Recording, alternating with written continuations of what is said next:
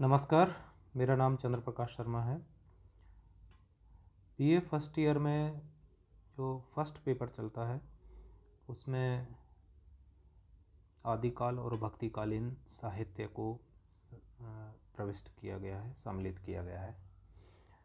उस आदिकालीन साहित्य में जो प्रथम काव्य रखा गया है वो है ढोला मारूरा दूहा।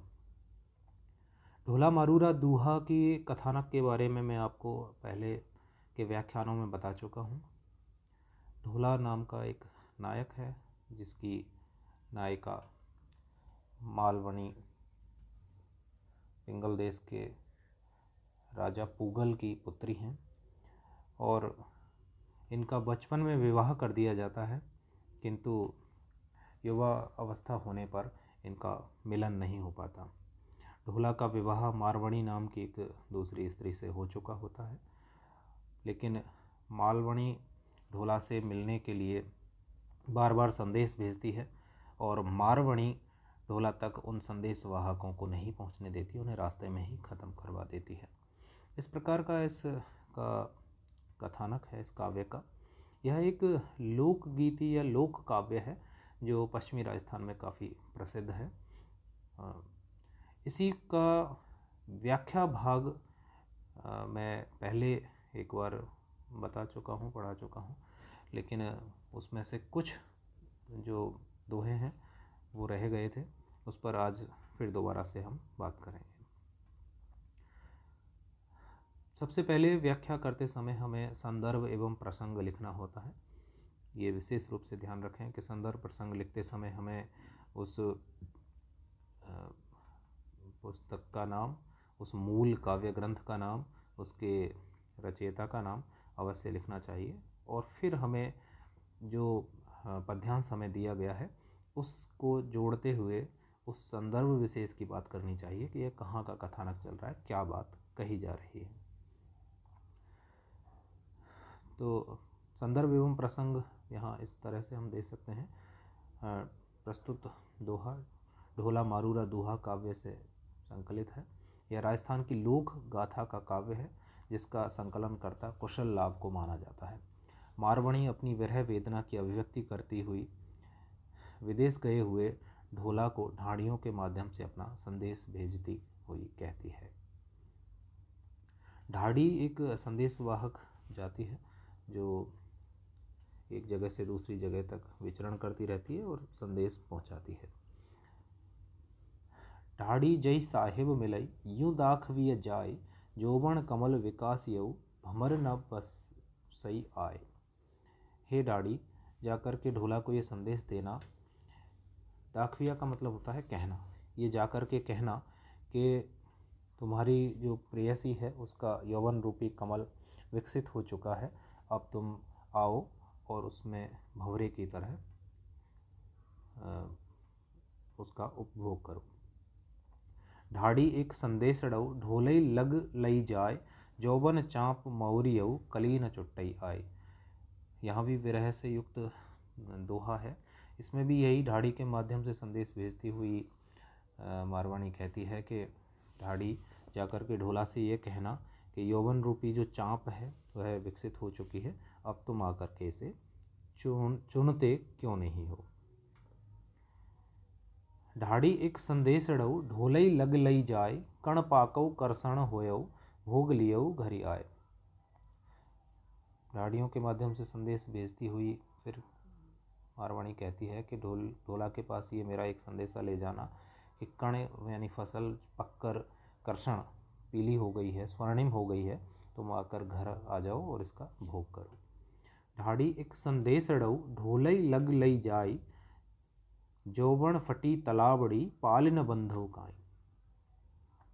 हे ढाड़ी, ये मेरा ये संदेशा ढोला तक पहुंचा देना कि यौवन रूपी जो तालाब है उसकी पाल अब फटने वाली हैं, उसकी दीवारें टूटने वाली हैं, तुम आकर के इन पालों को दोबारा से बांधो और मजबूत करो। पंथी एक संदेश डऊ लग ढोलई पहिचाय, विरह महादव जागियऊ अग्नि बुझावो आए।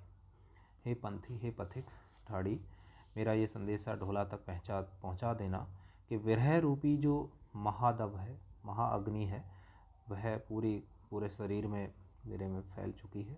जलन इतनी तेज है कि अब उसे शांत करना बहुत मुश्किल है, लेकिन तुम इस अग्नि को आकर के बुझा सकते हो, तो तुम आते क्यों नहीं हो।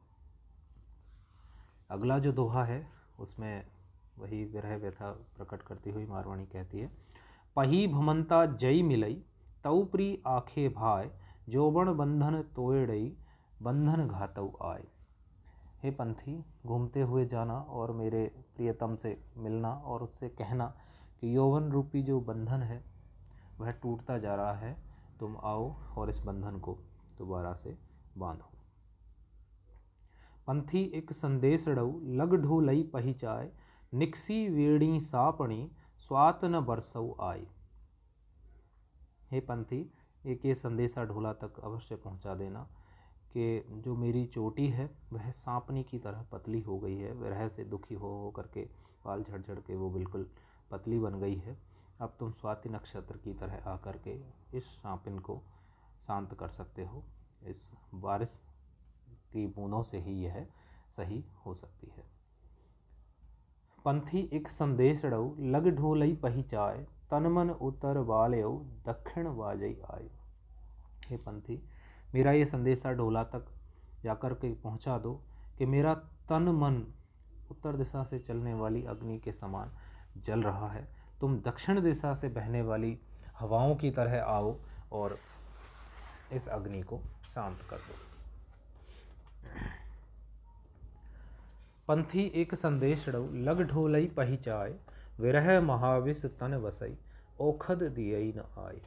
हे पंथी, हे ढाड़ी, मेरा ये संदेशा ढोला तक जरूर तुम पहुंचा दो कि विरह रूपी जो महाविष है वह मेरे तन में समा चुका है, बस चुका है। अब इसका उपचार यही है कि तुम आओ और औषधि दो, इसका इलाज करो, तभी यह समाप्त होगा, सही होगा। पंथी एक संदेश डऊ लग ढोलई पहिचाए, विरह वाघ वनि तनि बसई सेहर गाजई आय।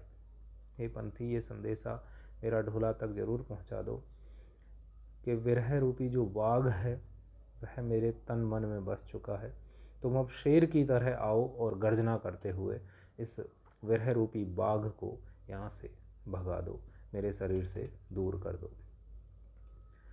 रूपक अलंकार का इसमें प्रयोग हुआ है।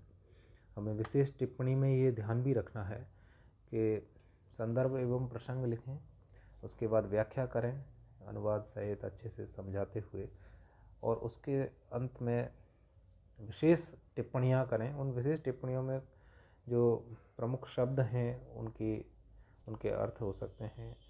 मूल जो दोहा है उसमें कौन से भाव प्रकट हुए हैं उस भाव से संबंधित हो सकता है। कौन सा अलंकार है, अलंकार के बारे में हम बता सकते हैं। कोई समानार्थी दोहा या पद उससे संबंधित अपने मस्तिष्क में आता है तो उसे भी अवश्य लिख सकते हैं।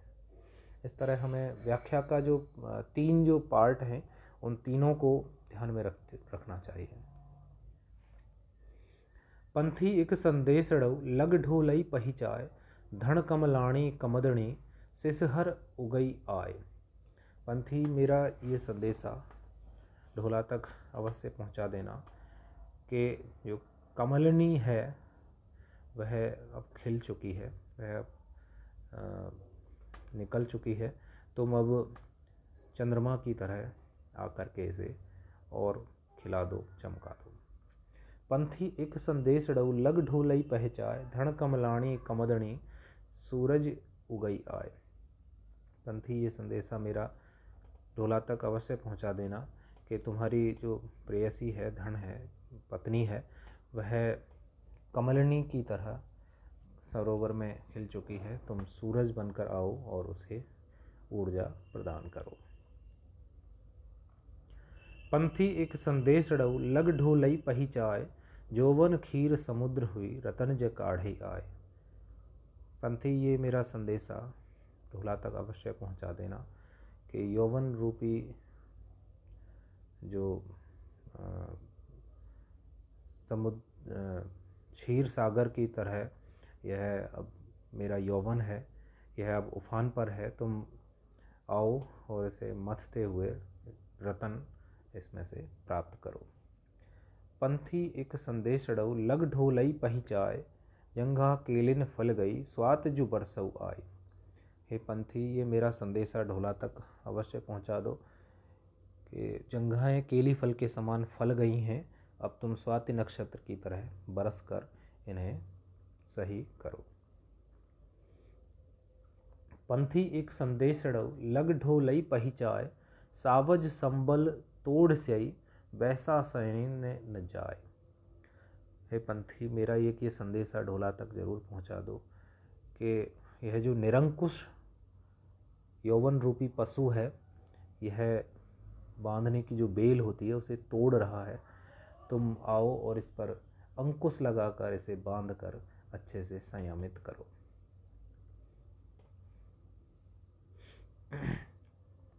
ढोला मारूरा दूहा जो काव्य है, इससे संबंधित महत्वपूर्ण प्रश्नों को भी मैंने इस स्लाइड में रखा है। ढोला मारूरा दूहा काव्य के भाव पक्ष या अनुभूति पक्ष पर प्रकाश डालिए। इस प्रकार के प्रश्न पत्र में पूछे जाते हैं। ढोला मारूरा दूहा के काव्य सौंदर्य को सोदाहरण समझाइए।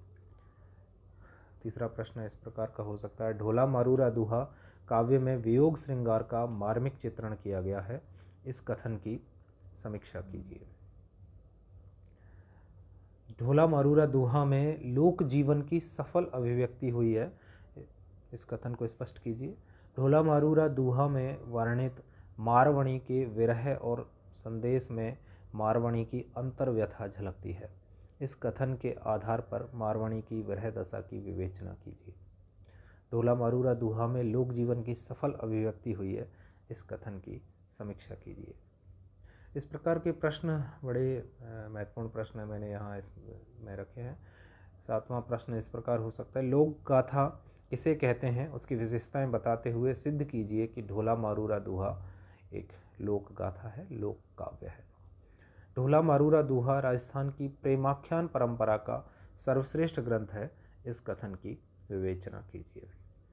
इस प्रकार ढोला मारूरा दूहा काव्य में से व्याख्या भाग और प्रश्नोत्तर भाग दोनों पर ही यहाँ मैंने विचार किया। इससे संबंधित कोई भी प्रश्न आपके मस्तिष्क में हो तो मेरे से आप संपर्क कर सकते हैं। धन्यवाद।